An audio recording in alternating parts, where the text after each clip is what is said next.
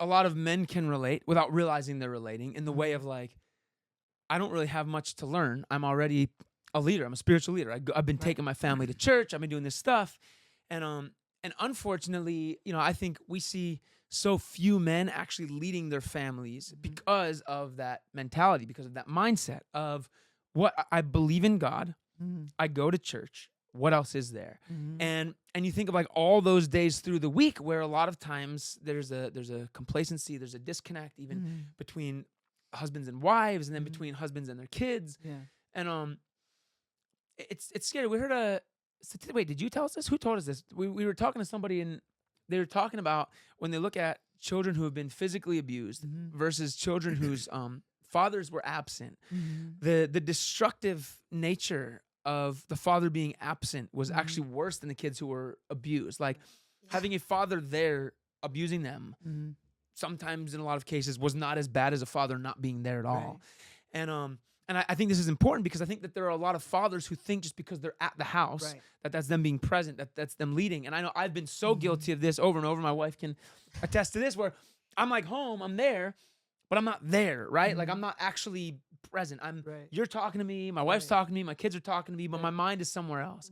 And then you get into spiritually leading, and you think of like, again, I think a family, it's a team thing, it's a together thing, but the idea of a man who is like, I'm willing to pray, I'm willing to prophesy, I'm willing to speak in these people's lives, I'm willing to lead in generosity.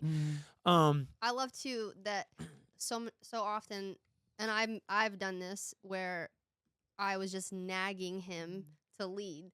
And I love that your wife fasted and prayed with other people powerful. and brought other people into it, and like just kept praying and loving you rather than nagging you. Because you can't nag a husband into leading you spiritually. Like, and same for me. Like once I started really praying, that's when things shifted. I would pray with his mom too. We would just pray for. I love that. Yeah, it's like trusting God to be the one to provoke the change rather than thinking that you can just like force a husband into that. So I think this is maybe two parts. Like for husbands watching, for men who might be watching this, knowing like there is a role that you might have to be stepping up in, right? There's a place you might have to be stepping up.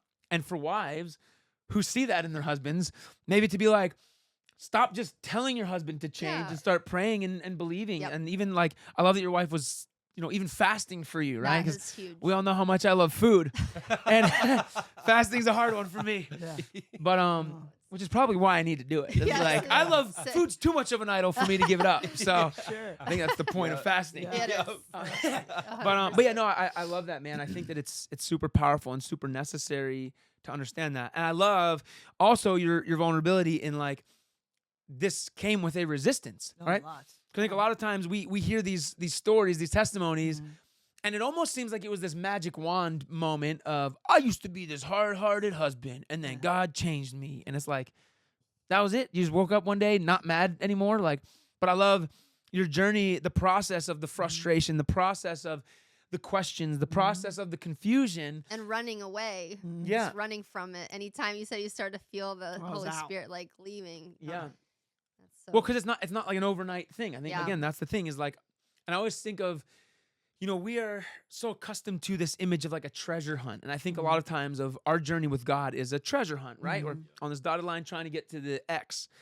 And I think the problem is that sometimes we're so focused on that X that we forget those dots on the way to that X. And that's really the only part God's concerned with, right? Is walking with us, because those mistakes and those failures along the way are the things that he wants to walk with us through. Those are the frustrations where we grow, where we become more mature. And I think when we become so focused on, I just need to get here, we get frustrated, we fall and we stumble along that dotted line, and most people just give up, right? And I think sometimes that X, unfortunately, is heaven. Like it's like Pilgrim's Progress, right? A book that I've never read. But I love the story. I read too. We've watched the movie, we've seen the production, the stage production. But I think that the reality is it's that thing of, this is a journey. This is a path where we walk with Jesus. And I think there's encouragement that comes from that, because so often we feel this need to change now. Everything's about now. And God's like, dude, I just want to walk with you, man. Like, just slow down. Just be mad. Are you mad? Just be mad.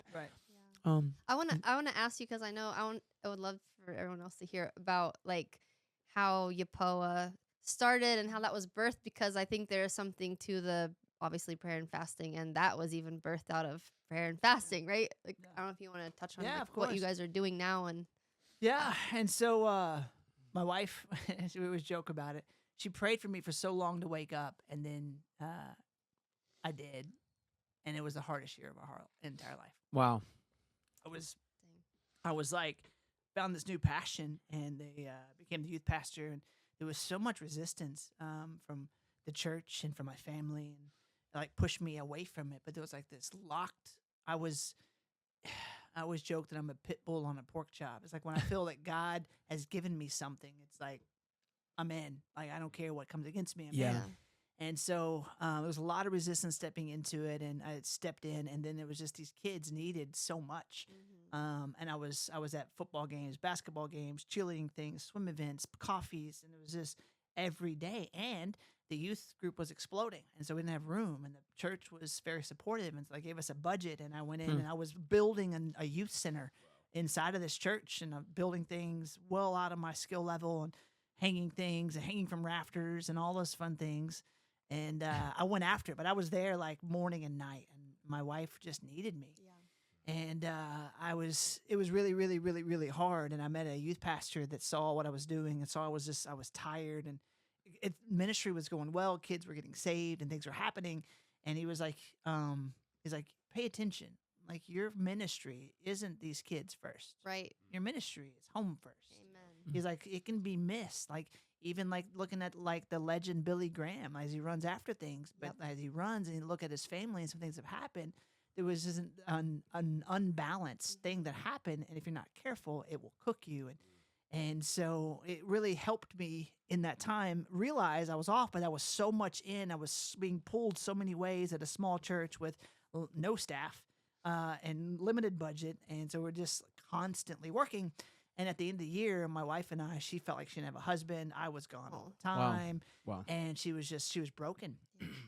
And it's like, I prayed and fasted for this so long, and I want you to go back. You know, I want you back home. And I didn't know where to go. I'm like, you woke something up. Like, I'm awake now, and I feel like I got to go after this. And these kids have to know it.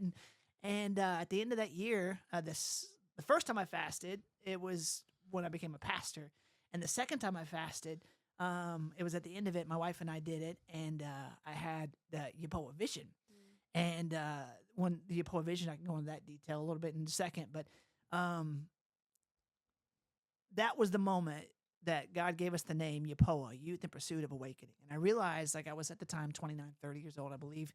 And I was like, how did I go so long and be so deeply into the church that I missed all of the gospel? Like, it wasn't the checklist. It wasn't going to church. It wasn't if you represent a Baptist flag or a Presbyterian flag or Pentecostal or a non-dom or whatever.